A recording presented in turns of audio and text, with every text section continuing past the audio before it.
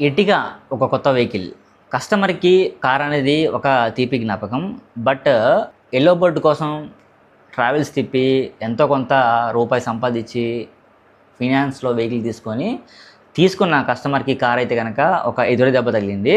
అసలు main problem ఏమిటంటే చాలా ఇంట్రెస్ట్ ఉంటుంది చూడండి.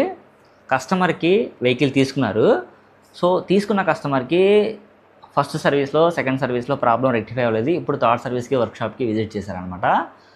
కార్ తీసుకున్నప్పుడే స్టీరింగ్ అనేది క్రాస్ ఉంది. వెహికల్ వన్ సైడ్ పుల్లింగ్ అని చెప్పి ఫస్ట్ ఫ్రీ సర్వీస్‌లో కస్టమర్ చెప్పారు. అండ్ సెకండ్ సర్వీస్‌లో కూడా కస్టమరు సెకండ్ సర్వీస్‌లో కూడా చెప్పడం జరిగిందనమాట. సో, కస్టమరు ప్రాబ్లమ్ ఉండి సెకండ్ సర్వీస్‌లో కూడా చెప్పినప్పుడు, ఫస్ట్ సర్వీస్‌లో కూడా చెప్పినప్పుడు జాబ్ కార్డ్‌లో లిస్ట్ ఎందుకు నోట్ చేయలేదు? అసలు కస్టమరు అంత dissatisfied ఎందుకయ్యారు?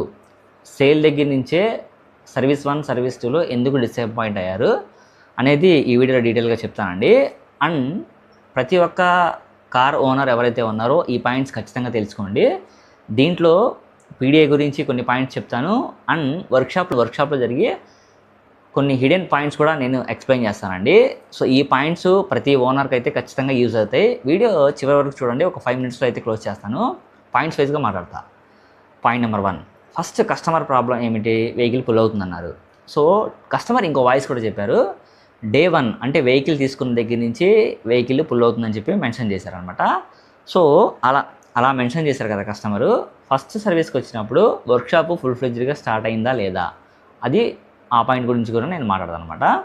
So, customer first free సర్వీస్కి వచ్చినప్పుడు డిమాండ్ రిపేర్లో నోట్ చేసినప్పుడు అడ్వైజర్ యొక్క రెస్పాన్సిబిలిటీ.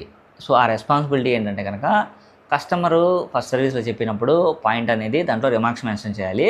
కస్టమర్ డిమాండెడ్ రిపేర్స్లో అలైన్మెంట్ అని చెప్పి పెట్టి వన్ సైడ్ పుల్లింగ్ వెహికల్ అని చెప్పి మెన్షన్ చేయాలి. అప్పుడు అడ్వైజర్ అని కనుక ఆ కరెక్ట్ ప్రాసెస్ చేస్తుంటే కనుక కస్టమర్ మిస్టేక్ ఏమి ఉండదు. డీలర్ కూడా యాజ్ పర్ కస్టమర్ వాయిస్ ఆ ప్రాబ్లం అనేది చేయించడానికి బాగుంటుంది. ఇది ఒక పాయింట్. ఇప్పుడు అక్కడ అడ్వైజర్ మిస్టేక్ క్లియర్గా ఉంది. ఫస్ట్ సర్వీస్లో పెట్టలేదు, సెకండ్ సర్వీస్లో కూడా పెట్టలేదు. ఫర్ ఎగ్జాంపుల్ ఫస్ట్ సర్వీస్లోనే కస్టమర్ చెప్పారు జెన్యూన్గా, అడ్వైజర్ మెన్షన్ చేయకుండా వదిలేసేశారు. సో, ఎవరైతే సేల్ పర్సన్ ఉన్నారో ఆ సేల్ పర్సన్ రెస్పాన్సిబిలిటీ తీసుకొని ఖచ్చితంగా కస్టమర్ చెప్పారండి అని చెప్పి జెన్యూన్గా తనైనా ఇప్పుడు నోట్ చేసే అడ్వైజర్తో మాట్లాడి కమ్యూనికేట్ చేసుకొని కస్టమర్కి ప్రాబ్లం లేకుండా చేయించాలి. ఇది ఒక ప్రాసెస్. కానీ సేల్స్ వాళ్ళు ఏం చేస్తారంటే వెహికల్ అమ్మేస్తే వాళ్ళు రెండోసారి కస్టమర్ మొహం కూడా చూడరు. అది నిజమా కాదా? ఇంకా మీరే చెప్పండి. ఆల్రెడీ సేల్స్ వాళ్ళని అడిగారంట చాలాసార్లు. బట్ సేల్స్ వాళ్ళు అయితే కనుక పట్టించుకోలేదంట. కస్టమర్ ఆ విషయం కూడా నాకు చెప్పారు. కస్టమర్ వచ్చారు, మా సర్వీస్ మేనేజర్ వచ్చి మాట్లాడారు, నేను వెళ్ళి మాట్లాడాను. అండ్ కస్టమర్ నాకు ఆల్రెడీ ప్రీవియస్ నేను వర్క్ చేసిన వర్క్షాప్లోనే కస్టమర్తో నాకు పరిచయం ఉంది. బట్ నేను కస్టమర్ని చూడలేదు, కస్టమర్ని చూశారంట. నేను రాగానే కన్సర్న్ ఏదైనా కస్టమర్ని సాటిస్ఫాక్షన్గా సర్వీస్ చేయించి ఇవ్వాల్సిన రెస్పాన్సిబిలిటీ యాజ్ ఏ సర్వీస్ అడ్వైజర్గా చాలా చాలా ఇంపార్టెంట్ రోల్. అది ఎనీ బ్రాండ్. కస్టమర్ సీరియస్ అవుతారు. ఒక 14-15 లక్షలు పెట్టి కారు కొన్నాక ఒక ప్రాబ్లం క్రియేట్ చేస్తే అది కస్టమర్ ప్లేస్లో ఉన్న వాళ్ళకి ఆ పెయిన్ అనేది తెలుస్తుంది. అడ్వైజర్కో, మేనేజర్కో, టెక్నీషియన్కో తెలియదు. సో, కస్టమర్ వచ్చారు, తన పేరు చెప్పుకున్నారు, ఓకే రియలైజ్, నేను యాక్సెప్టెడ్, నేనైతే కనుక విన్నాను. సార్ ఫస్ట్ ఆఫ్ ఆల్ మనం అయితే కనుక ట్రయల్ చూద్దాం అని చెప్పి నేను కస్టమర్ని ట్రయల్కి తీసుకెళ్ళాను అనమాట. ఆ ట్రయల్కి వెళ్ళినప్పుడే కస్టమర్కి నాకు ర్యాపో అనేది ఏర్పడింది. సార్ నేను ప్రీవియస్లీ సోన్స్ వర్క్షాప్లో చేశాను అని చెప్పి నా ఫ్రెండ్ వెహికల్స్ కూడా అక్కడ జరిగాయని చెప్పి ఒక పర్సన్ నేమ్ చెప్పారనమాట. ఆ పర్సన్ నేను ఆల్రెడీ ప్రీవియస్ వర్క్షాప్లో కొలీగ్స్. అలా సింక్ అయింది. కస్టమర్ ఫిదా అయిపోయారనమాట దెబ్బకి. బ్రదర్ ఇక నీ నెంబర్ ఇవ్వు, నేను నువ్వు ఉన్నప్పుడే చేపిస్తాను అని చెప్పి ఆ పాయింట్ మాట్లాడి కస్టమర్కి ప్రీవియస్లీ ఏదైతే కంప్లైంట్ మీద డిసప్పాయింట్ అయ్యి ఉన్నారో ఆ ప్రాబ్లం కూడా చేయకపోయినా పర్లేదు, ఇక నుంచి నేను నీకే చేస్తాను అని చెప్పి కస్టమర్ చెప్పారు. బాగానే ఉంది. ఇంకా నేను ట్రయల్ చూసేసి వచ్చి థర్డ్ సర్వీస్ నోట్ చేశాను, పర్ఫెక్ట్గా చేయించేశాను. అండ్ మా టీము వాష్ చేసేటప్పుడు వీల్ క్యాప్స్ వాష్ చేయాలి కదా, ఆ వీల్ క్యాప్స్ వాష్ చేసేటప్పుడు ఏదైనా స్మూత్ క్లాత్ బ్యాక్ సైడ్ దానికి ప్రొటెక్షన్ ఇచ్చి వాష్ చేయాలన్నమాట. లేకపోతే వీల్ క్యాప్స్ మీద స్క్రాచెస్ పడతాయి.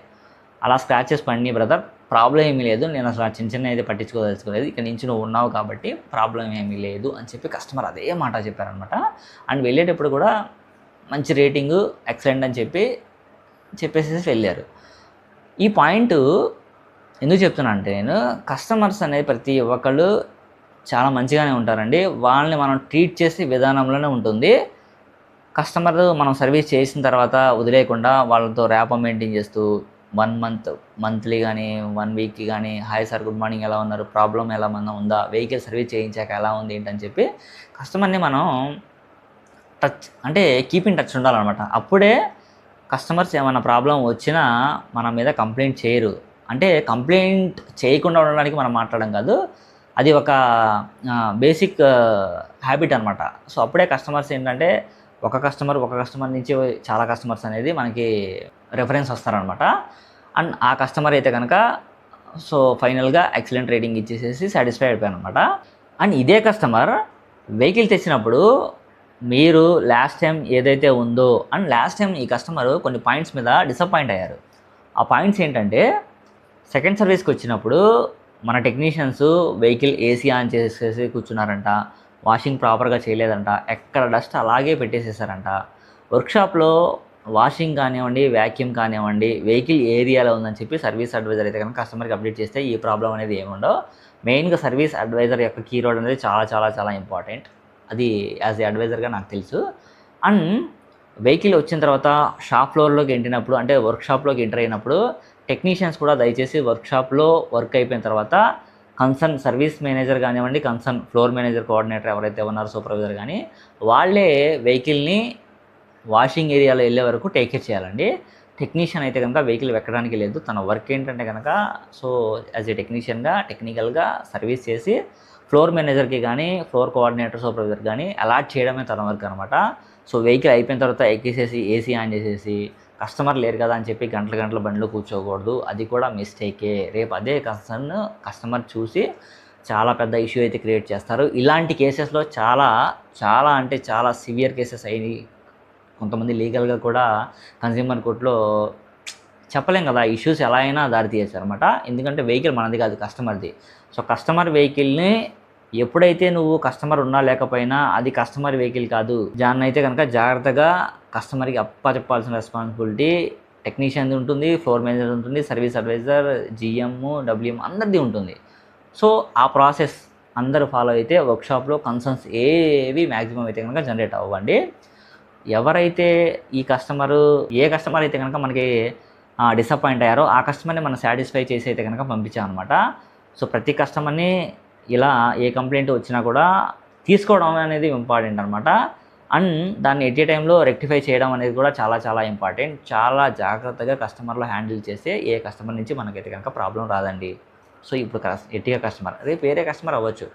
సో కస్టమర్ని హ్యాండిల్ చేసే విధానం అనేది నేర్చుకుంటే ఎటువంటి సిచ్యువేషన్లో అయినా కూడా మనం ఎటువంటి కంప్లైంట్ని అయినా కూడా రిజాల్వ్ చేయొచ్చు అనమాట. సో అది ఫైనల్గా మోటివ్. అండ్ చాలామంది టెక్నికల్ డౌట్స్ ఏమైనా ఉన్నా, ఏదైనా వెహికల్ సేల్ చేయాలనుకున్నా, ఏదైనా వెహికల్ పర్చేస్ చేయాలనుకున్నా నా ఛానల్ని అయితే కనుక కామెంట్ చేయండి. నేనైతే కనుక మీకు మంచి సజెషన్స్ ఇస్తాను. ఓకేనా? అండ్ ఎవరైనా మన ఛానల్ కొత్తగా చూస్తుంటే సబ్స్క్రైబ్ చేసుకోండి మామ. Thank you so much. Bye.